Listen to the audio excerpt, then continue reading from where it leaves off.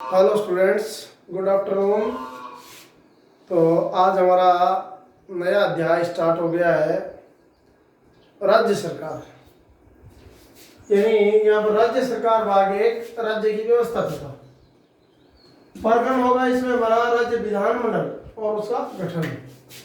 जैसा कि हमने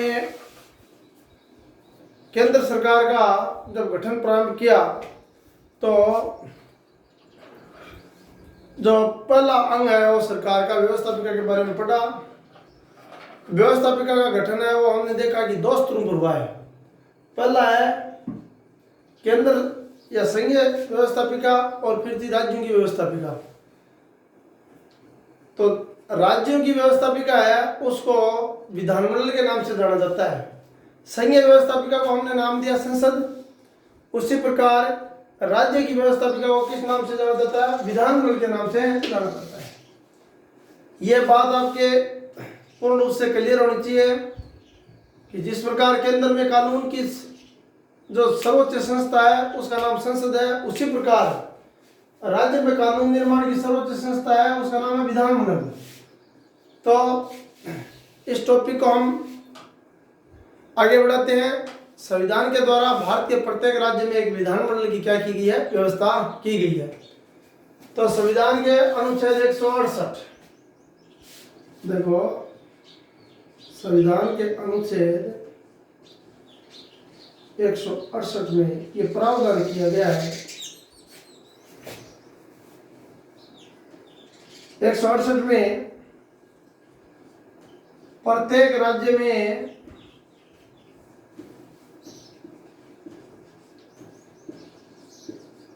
एक विधानमंडल होगा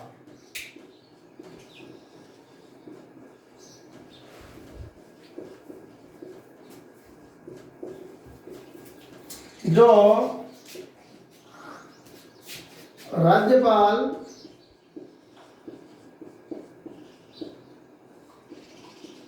वह कुछ राज्यों में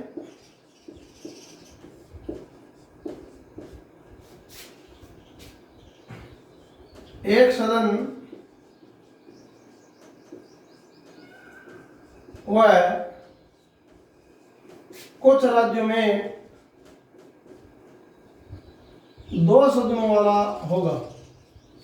राज्य में एक विधानमंडल होगा जो किन से मिलकर बनेगा?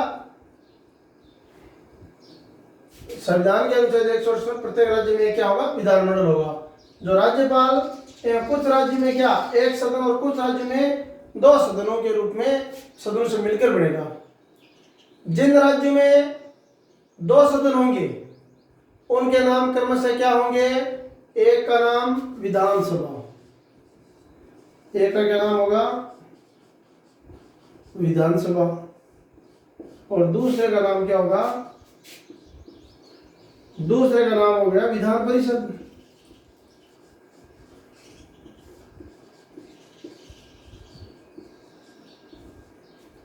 तो राज्यपाल प्लस विधानसभा प्लस विधान परिषद बराबर क्या हो गया? विधानमंडल। तो यहां पर है जो विधानमंडल है उसका निर्माण किन से मिलकर होगा? तो राज्यपाल, विधानसभा और विधान परिषद से मिलकर होगा। प्रत्येक राज्य में जनता द्वारा जो चुने गए प्रतिनिधि हैं, देखो इसमें दो सदन हो गए। प्रत्येक राज्य में जनता द्वारा जो चुने गए प्रतिनिधि हैं, चुने गए जो प्रतिनिधि हैं, तो चुने गए जो प्रतिनिधि हैं उनके सदस्यों का जो सदन होगा वो कौन सा होगा? विधानसभा। जनता ने वैश्विक मताधिकार के आधार पर जिन सदस्यों को चुना वो तो होंगे विधानसभा के सदस्य। तो यहां पर है राज्यों के विधानमंडल। राज्यों के विधानमंडल द्विसदनात्मक होंगे, एक सदनात्मक है। इसका जो निर्णय है वो कौन करेगा? संबंधित राज्य विधानसभा के निर्वाचित प्रतिनिधि एवं देश की संसद। देश की संसद एवं उस राज्य की विधानसभा के निर्वाचित सदस्य ये फैसला करेंगे कि राज्य का विधानमंडल एक सदनात्मक होगा, द्विसदनात्मक होगा। तो हमें यहाँ पर है ये जानना है कि देश के वर्तमान में 6 राज्यों में विधान जो मंडल है वो द्विसदनात्मक है। वो 6 राज्य कौन कौन से वे? नंबर फर्स्ट उत्तर प्रदेश, बिहार, महाराष्ट्र,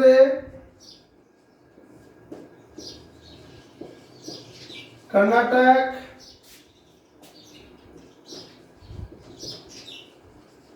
आंध्र प्रदेश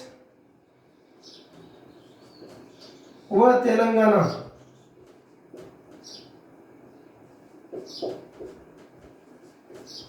देश के मात्र कितने राज्यों में? 6 राज्यों में विधान जो मंडल है उसमें कितने सदन है? 6। और बाकी बचे हुए जो 22 राज्य हैं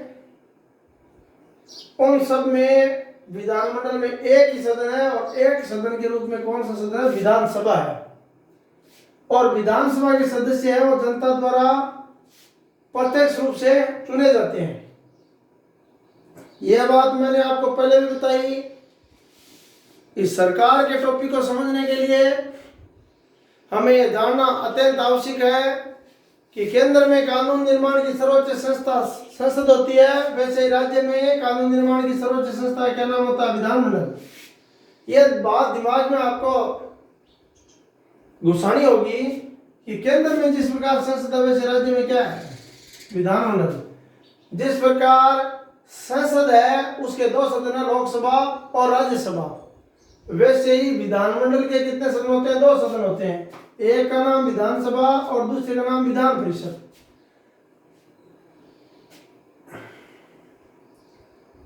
केंद्र में संसद का जो सदन लोकसभा है वैसे राज्य में विधानसभा है। केंद्र में जिस प्रकार राज्यसभा है वैसे राज्य में क्या? विधान परिषद है। इनकी सेम कार्रवाइयां है। जैसे विधानसभा है वो विधानमंडल का निम्न सदन है, विधान परिषद है वो उच्च सदन है।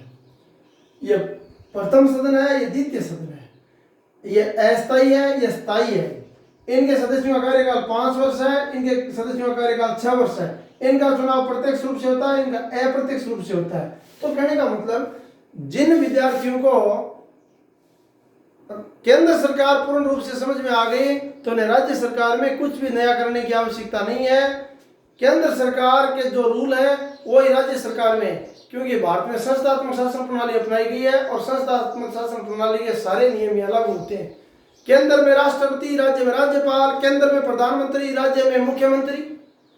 कहने का मतलब यहाँ पर आपको सिर्फ उस पाठ का दोहरान करना है और पिछले पार्ट में हमें जितना टाइम लगेगा उससे आधे टाइम में हमें ये पढ़ना होगा। तो देखना है यहाँ पर है, हमने ये देखा कि राजस्थान का जो विधानमंडल है वो एक ही सदनात्मक है और उस एक सदन के रूप में विधानसभा है। देश के मात्र 6 राज्यों में क्या है? विधानमंडल द्विसदनात्मक, विधान परिषद है। पहले 7 थे परंतु जम्मू कश्मीर है और राज्य से केंद्र शासित प्रदेश में बदले जाने के कारण 6 ही बचे हैं। अब हम सबसे पहले यहाँ पर विधानसभा के गठन की चर्चा करेंगे। विधानमंडल का जो प्रथम सदन है जिसका नाम क्या है? विधानसभा। तो हमारा अब जो बिंदु है वो क्या चलेगा? विधानसभा का गठन।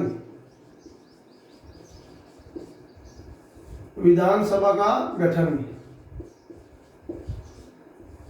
गठन का पहला बिंदु द सेम, पहले वाला जैसा ही, सदस्य संख्या। सदस्य संख्या नोट करने हैं सारे बिंदु। अभी कक्षा 10 के पेपर होने वाला है और जो विद्यार्थी कक्षा 10 में है वो आगामी साल ये पाठ पढ़ेंगे और जो कक्षा 12 के विद्यार्थी जिनके राजनीति विज्ञान है या लेंगे उनके भी ये टॉपिक काम आएगा। तो यहाँ पर सदस्य संख्या देखेंगे। सबसे पहले सदस्य संख्या के मामले में यहाँ पर महत्वपूर्ण बात यह है कि संविधान में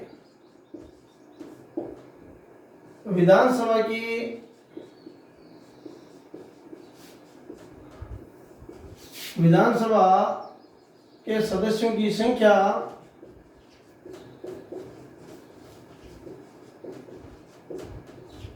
है वो एक निश्चित संख्या नहीं दी गई है। कहने का मतलब है इसमें सदस्यों की केवल न्यूनतम और अधिकतम संख्या निश्चित की गई है। न्यूनतम और क्या की गई है, अधिकतम संख्या निश्चित की गई है।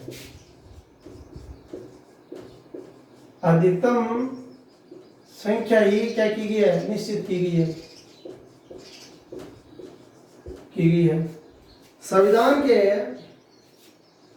अनुच्छेद 170, संविधान का कौन सा अनुच्छेद, 170 के अनुसार विधानसभा की सदस्य संख्या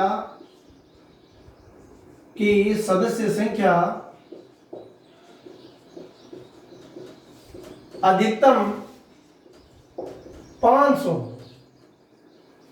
और न्यूनतम 60 निश्चित की गई है।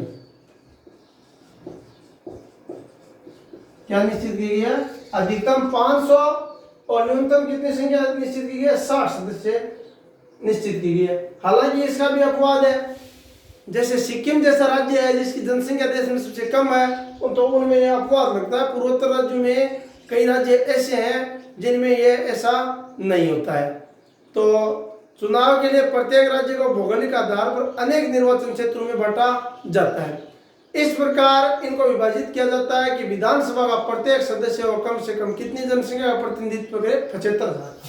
तो यह भी एक अच्छा प्रश्न हो गया। क्या विधानसभा का एक सदस्य कम से कम कितनी जनसंख्या प्रतिनिधित्व करना हो, 75,000 जनसंख्या प्रतिनिधित्व करना चाहिए। और पूरे राज्य को क्या किया गया है, पूरे राज्य को अलग अलग निर्वाचन क्षेत्रों में विभाजित किया गया है। अब है अगला हमारा बिंदु है, वो है स्थान आरक्षण, यानी विधानसभा की जो सीटें हैं वो क्या की गई हैं, आरक्षित की गई हैं। तो बिंदु नंबर यहाँ पर 2 हो गया, और 2 नंबर बिंदु है हमारा स्थानों का क्या किया गया, स्थान आरक्षण, रिजर्वेशन। जैसा कि आप सबको मालूम है कि हमारे यहाँ पर संविधान के अनुच्छेद 16 के अनुसार आरक्षण का प्रावधान किया गया है। तो अलग अलग है जो भी हमारे वर्ग हैं, जिसमें अनुसूचित जाति है, जनजाति है एवं एंग्लो इंडियन सदस्य हैं। तो राज्य की विधानसभा में अनुसूचित जाति एवं जनजाति के लिए स्थानों के आरक्षण की क्या की गई है, व्यवस्था की गई है। इसके लिए अभी लास्ट बार 95वां संविधान संशोधन हुआ 2009 में। 95वां संविधान संशोधन 2009 ये प्रावधान करता है कि जनवरी 2020 तक जो स्थान आरक्षण है वो जारी रहेंगे, जो राज्य में अनुसूचित जाति एवं जनजाति की जनसंख्या के अनुरूप दिए जाएंगे। जैसे मान लेते हैं 17%, 17.6% राजस्थान में क्या पाई जाती है, अनुसूचित जाति, और 8% है अनुसूचित जनजाति। अनुसूचित जनजाति जिसको हम एसटी वर्ग में, अनुसूचित जाति जिसको हम एससी वर्ग में मानते हैं, उनकी जनसंख्या के अनुपात में सीटें दी गई हैं। अब 17.6 के हिसाब से 34-35 सीटों का आरक्षण तो है अनुसूचित जाति के लिए, और 16 सीटों का आरक्षण है अनुसूचित जनजाति के लिए। तो ये आरक्षण हो गया। अब राज्य विधानसभा के निर्वाचन के बाद यदि संबंधित राज्य का राज्यपाल यह अनुभव करे कि विधानसभा में आंग्ल भारतीय समुदाय को उचित प्रतिनिधित्व नहीं मिला है, तो वह उस समुदाय के एक सदस्य को, तो यहाँ पर देखो स्थान आरक्षण में एक तो हो गया अनुसूचित जाति और एक हो गया अनुसूचित जनजाति। इसके लिए संविधान में कौन सा संशोधन किया गया, 95 95वां संविधान जो संशोधन है उसके अनुसार जनवरी 2020 तक है इनका आरक्षण चलता रहेगा, जो अभी पूरा हो गया है। तो इसके लिए संशोधन फिर किया जाएगा, यानी इनका स्थान आरक्षण है वो हर 10 वर्ष बाद में बढ़ा दिया जाता है। अब यहां पर हमें समझना होगा कि राज्य का राज्यपाल अगर ये अनुभव करे कि विधानसभा में आंग्ल भारतीय समुदाय कौन से है, वही एंग्लो इंडियन आंग्ल भारतीय जो समुदाय है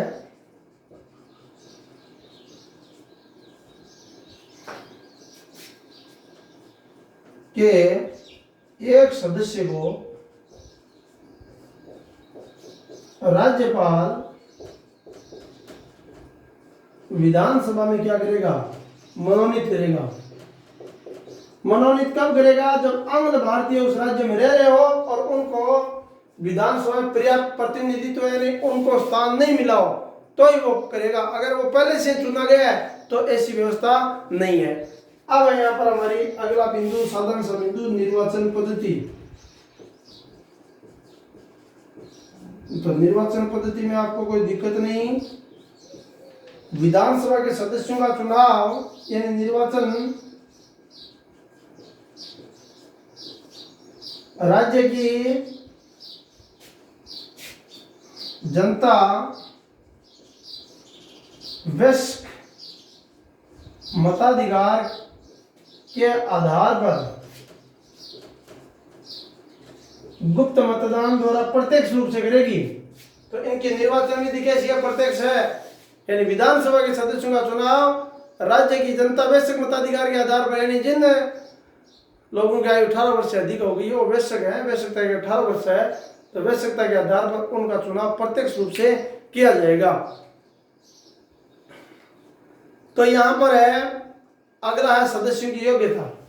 तो योग्यता को जानने के लिए भाई बार बार बताने की आवश्यकता नहीं है। सदस्यों की योग्यता लोकसभा बड़ी है, कोई फर्क नहीं पड़ता। सदस्यों की योग्यता में सदस्यों की योग्यता नंबर 1 आती है भारत का नागरिक हो, नंबर 2 पर वो एक साथ संसद का सदस्य है या विधानसभा के दोनों सदनों का सदस्य नहीं होना चाहिए। साथ ही साथ है उसमें भारत या राज्य सरकार के अधीन किसी लाभकारी पद पर आसीन भी नहीं होना चाहिए और उसकी आयु कितने वर्ष होनी चाहिए, 25 वर्ष। वह न्यायालय द्वारा दिवालिया या पागल घोषित नहीं होना चाहिए। वह संसद या राज्य विधान द्वारा निर्धारित शर्तों की क्या करता हो, पूर्ति करता हो। तो 5 योग्यता थे, वो मुख्य 3 ही है। वो भारत का नागरिक हो, नंबर 2 उसकी आयु 25 वर्ष हो और नंबर 3 वह किसी लाभकारी पद पर आसीन नहीं होना चाहिए। यानी जैसे कोई सरकारी कर्मचारी है तो उसे विधानसभा का सदस्य बनने के लिए पहले अपनी सरकारी जो उसकी सर्विस है उससे उसे त्याग पत्र देना पड़ेगा। तो ये हो गई हमारी सदस्यों की योग्यता। अब सदस्यता का अंत नाम का एक बिंदु और बनता है। देखो ये बहुत महत्वपूर्ण है। महत्वपूर्ण बात क्या है कि सदस्यों की कई बार क्या है कि सदस्यता का अंत हो जाता है। अंत का भी एकदम साधारण सा प्रश्न है, 2 नंबर का प्रश्न आने की प्रबल संभावना रहती है। ऐसे प्रश्न की सदस्यों की सदस्यता का क्या होना, अंत हो जाना। ये पॉइंट वही चल रहा है योग्यता वाला ही। सदस्यों की सदस्यता का अंत किस प्रकार हो जाता है। तो नंबर 1 क्या होगा कि कोई भी व्यक्ति एक साथ विधानसभा या विधानमंडल है एवं संसद का सदस्य नहीं हो सकता। कोई भी व्यक्ति यदि राज्य विधानमंडल के दोनों सदनों का सदस्य निर्वाचित हो जाता है तो उसे एक सदन से क्या देना पड़ेगा, त्याग पत्र देना पड़ेगा।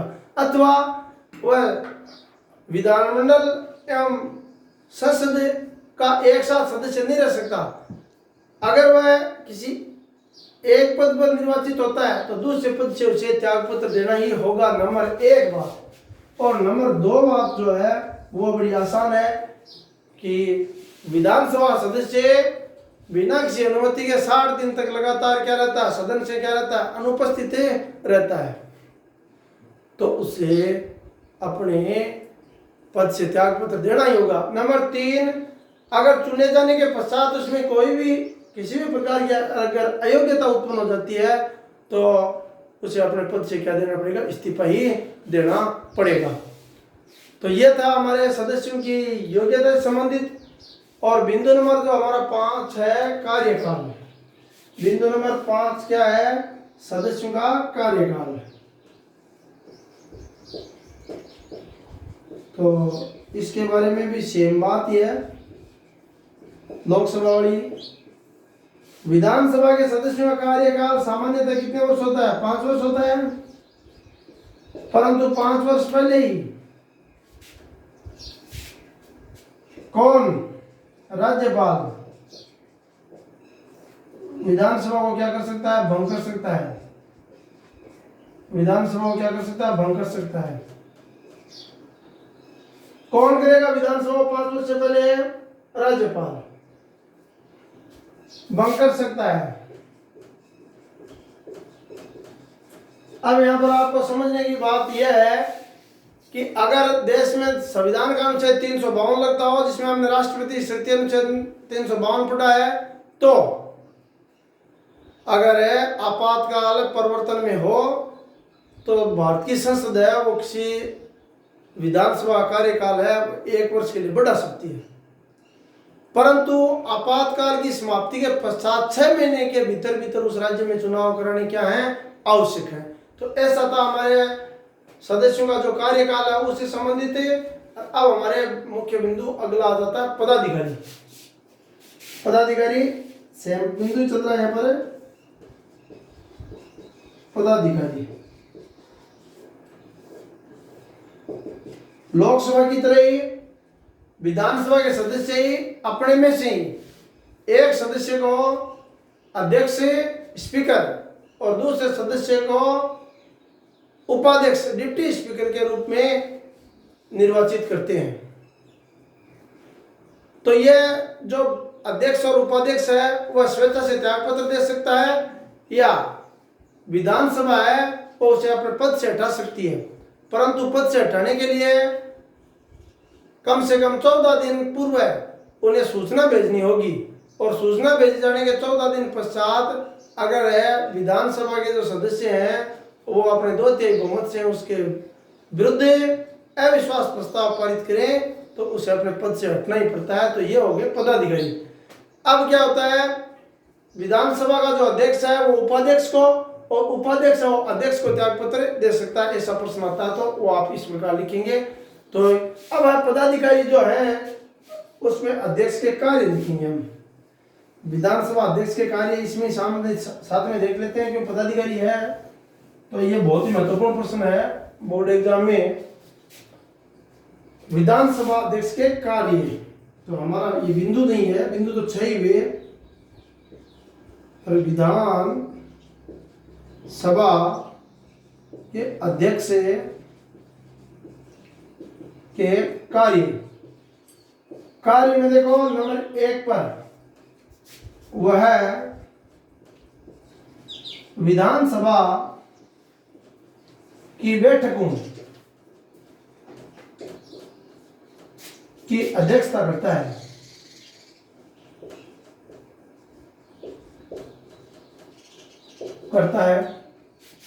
साथ ही साथ सदन की क्या करवाता है, सदन की कार्यवाही का संचालन करता है।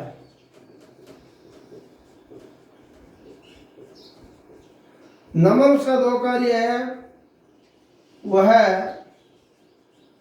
सदन में शांति व्यवस्था बनाए रखता है, शांति व्यवस्था बनाए रखता है। नंबर 3 बिंदु जो हमारा है वो है कि पक्ष और विपक्ष, यानी जिनकी सरकार है वो तो पक्ष में हो गए और जिनकी सरकार नहीं बनी अर्थात जिनको बहुमत नहीं मिला वो विपक्ष में हो गए। पक्ष और विपक्ष में बराबर बराबर मत पड़ने पर वो निर्णायक मत देता है। तो 3 नंबर शक्ति हो गई, उसका कार्य हो गया निर्णायक मत देना, निर्णायक मत देना। चौथा कार्य उसका, कोई भी विधेयक वित्त विधेयक है या नहीं, इसका फैसला कौन करता है? विधानसभा का अध्यक्ष करता है। तो वित्त विधेयक, वित्त विधेयक है, उसका क्या करेगा? वो निर्णय करेगा। फिर देखो विधेयक नाम कई बार आ गया है, विधेयक नाम कई बार कैसे आ गया कि विधेयक है वो कानून निर्माण का कच्चा प्रारूप होता है, और कानून निर्माण का जो कच्चा प्रारूप विधेयक होता है वो 2 प्रकार का होता है। तो वित्त विधेयक का मामले में विधानसभा अध्यक्ष यह फैसला करेगा कि कोई विधेयक वित्त विधेयक है या नहीं है। फिर है 5 नंबर पर, मतदान के पश्चात, मतदान के पश्चात वो क्या करेगा? मतदान के पश्चात परिणाम की घोषणा करेगा, परिणाम की घोषणा करेगा। और अगला उसका जो 6 नंबर कार्य है वो महत्वपूर्ण है कि वो सदस्यों को बोलने का अधिकार देता है। जो भी मंत्री हैं उनसे जो प्रश्न पूछे जाते हैं पक्ष और विपक्ष के सदस्यों के द्वारा, उनको पहले विधानसभा अध्यक्ष की अनुमति लेनी आवश्यक होती है। और नंबर 7 बिंदु जो हम लिखना चाहते हैं तो 7 नंबर हो जाएगा, वो क्या होगा? वो दल बदल संबंधी जो भी याचिकाएं हैं या दल बदल संबंधी जो भी समस्या है उनका निराकरण करता है। तो ये थे विधानसभा अध्यक्ष के कार्य। तो विधानसभा अध्यक्ष के कार्यों के साथ हमारा एक बड़ा प्रश्न पूरा हुआ, कौन सा? यानी विधानसभा गठन। वैसे विधानमंडल की काफी चर्चा हमने की। अब मैं थोड़ा सा, जो विद्यार्थी रोज रोज मेरा वीडियो देख रहे हैं और थोड़ा सा उनको समझने में दिक्कत आ रही है, जो लास्ट तक वीडियो देख रहे हैं उनको मैं इस पाठ को थोड़ा सरल बनाने के हिसाब से 5 मिनट में कुछ बातें बताता हूँ, ताकि कभी भूले ही नहीं वो। हमें किस किस में यानी समानता यहाँ पर स्थापित करनी है। जैसे केंद्र में हमने क्या पढ़ा? संसद। केंद्र में संसद है तो राज्य में क्या हो गया? विधानमंडल। देख लेंगे आज आपके लिए। यह मैं विशेष बात बताना चाहता हूँ, यह फार्मूला अगर आपके समझ में आ गया तो ये 15 नंबर पक्के कर रहे हो आप। जिस प्रकार केंद्र में कानून निर्माण की सर्वोच्च संस्था संसद होती है, वैसे राज्य में क्या होता है? विधानमंडल। अब देखेंगे संसद के कितने सदन है? 2 सदन। एक का क्या नाम है? लोकसभा, और दूसरे का क्या नाम है? राज्यसभा। और इन तीनों को मिलाने पर तीसरी चीज क्या आ जाती है? राष्ट्रपति। यह चीज समझनी है। और लोकसभा में बहुमत प्राप्त दल का नेता क्या कहलाता है? प्रधानमंत्री। अब हम विधानमंडल की चर्चा कर लें। विधानमंडल भी द्विसदनात्मक हो सकता है, हालांकि सभी राज्यों में नहीं है। यहां पर जिस प्रकार केंद्र में लोकसभा, वैसे राज्य में क्या? विधानसभा। जिसने लोकसभा से संबंधित सारे प्रश्न याद कर लिए हो, विधानसभा वाले उन्हें गिफ्ट में मिल रहे हैं, उपहार स्वरूप मिल रहे हैं, सारी चीजें समान होंगी। तो दूसरे सदन के रूप में यह क्या होती है? विधान परिषद।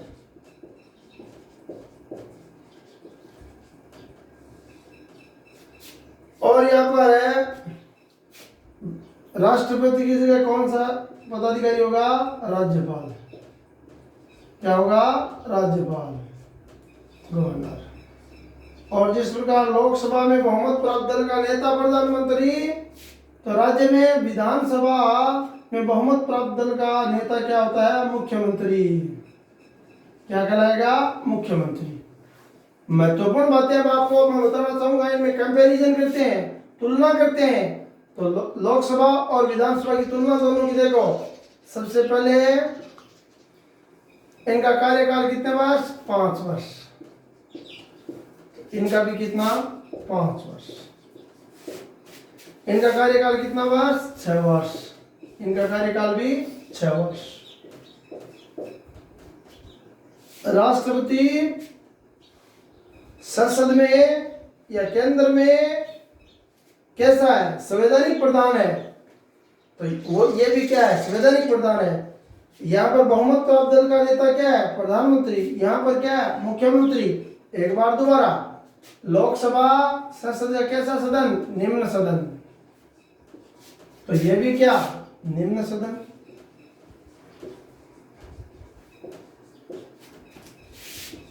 लोकसभा के सदस्यों का चुनाव प्रत्यक्ष रूप से, यहां पर भी प्रत्यक्ष रूप से।